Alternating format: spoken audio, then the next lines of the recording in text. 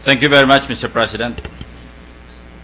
Mr. President, distinguished colleagues of the 14th Congress of the Senate of the Philippines, ladies and gentlemen, good afternoon. I rise on a matter of personal and collective privilege. The great American poet Robert Lee Frost once wrote, and I quote, "The best way out is through." A leader of men, as we all ought to be in this august chamber, must face and confront an issue, explaining his side, grappling through it like a real leader. Sino man sa atin ang maging tampulan ng mga katanungang kailangang sagutin o panagutan, marapat lamang na tayo mismo ang sumagot. Hindi dapat na iasa sa ilang kasamahang itinuturing na kapantay nating lahat sa loob ng kapita-pitagang bulwagang ito. Sapagkat tayong lahat ay inihalal ng sambayanang Pilipino. Tayong lahat ay tinitingala ng sambayanan bilang mga tunay na leader. Marunong manindigan, may sariling isip, may sariling pananagutan.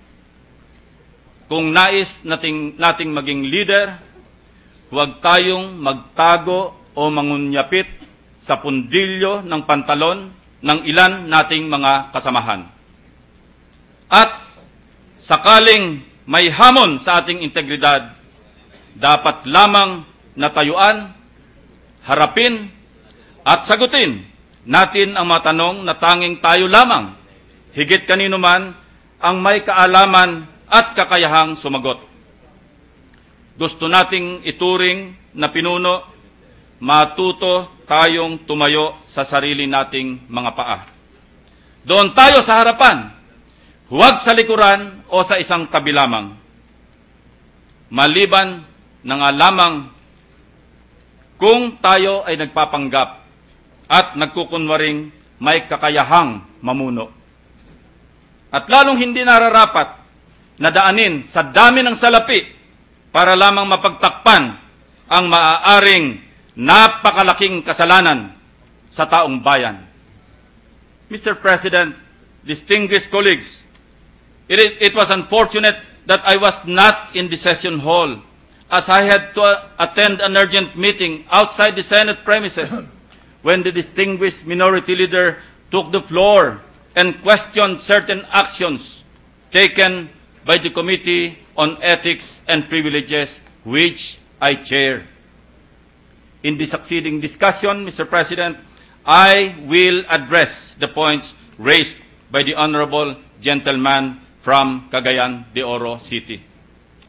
Before that, Mr. President, let me state for the record that I had, on at least 2 occasions, as the Senate records will bear me out, pleaded right here in this hall to allow the members of the minority bloc to nominate their representatives to the Committee on Ethics and Privileges. On as many occasions, they refused to heed my appeal. I now wish to take the opportunity to reiterate that appeal. My reason is as simple as it is significant. The Senate Committee on Ethics and Privileges is the only committee given the mandate and power to adjudicate and put a peer to trial. It is the only committee that can recommend to the rest of us the dismissal, suspension, and other sanctions that it may deem proper to impose on an erring colleague based on the facts and evidence presented before it. We all have different obsessions, Mr. President. Some can get obsessed with power, some with fame. Rare, if I may observe, are those obsessed with paranoia. Out of the 3, I truly believe paranoia requires the most in dedication and commitment. Indeed, paranoia requires skill. special skill, if I may say so, Mr. President. Mr. President, after almost 8 years in this office, I have realized that making laws is the easy part of being a senator. Navigating the political landmines is the difficult part.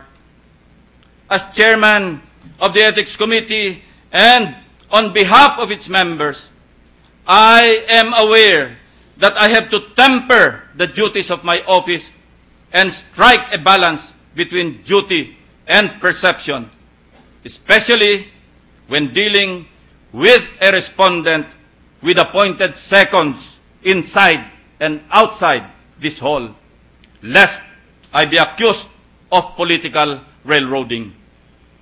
Ginoong Pangulo, habang ang komite ay nagpupulong sa Laurel Room ng Senado noong Miyerkules ng tanghali, sa labas naman ay may mga 20 nakamaskara na may dalang mga animoy laruang pugot ang ulo at ibinibintang sa inyong abang lingkod ang pagpaslang sa halos lahat na yata ng napatay sa Pilipinas.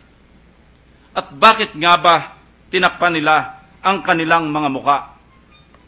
Kasing duwag ba sila nang nagbayad sa kanila upang magmarcha at sabayan ang pagdinig ng Committee on Ethics and Privileges? Mr. President, since on this matter at least, we are obsessed with procedures, let us talk about procedures.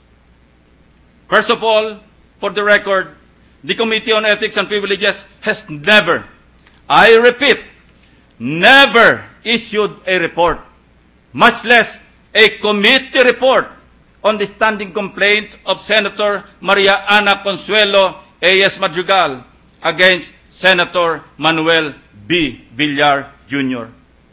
What was circulated is a mere order.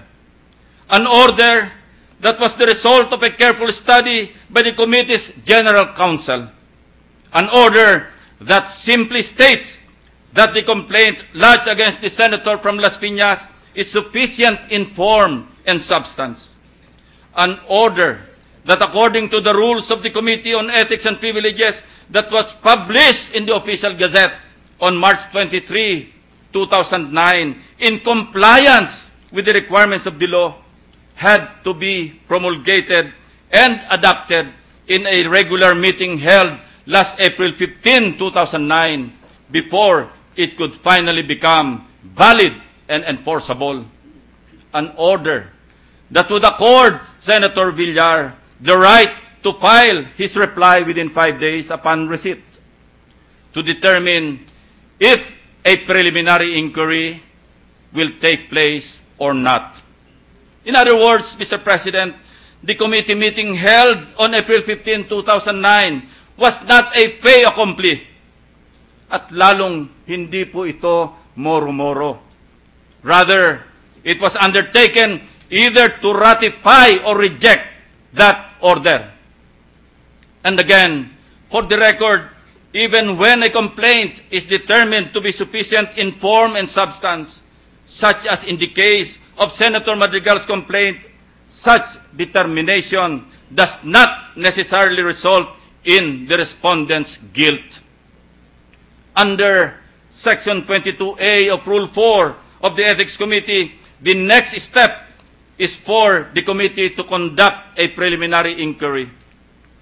A preliminary inquiry includes an opportunity for any known respondent to present either a written statement or to respond orally to questions of the committee.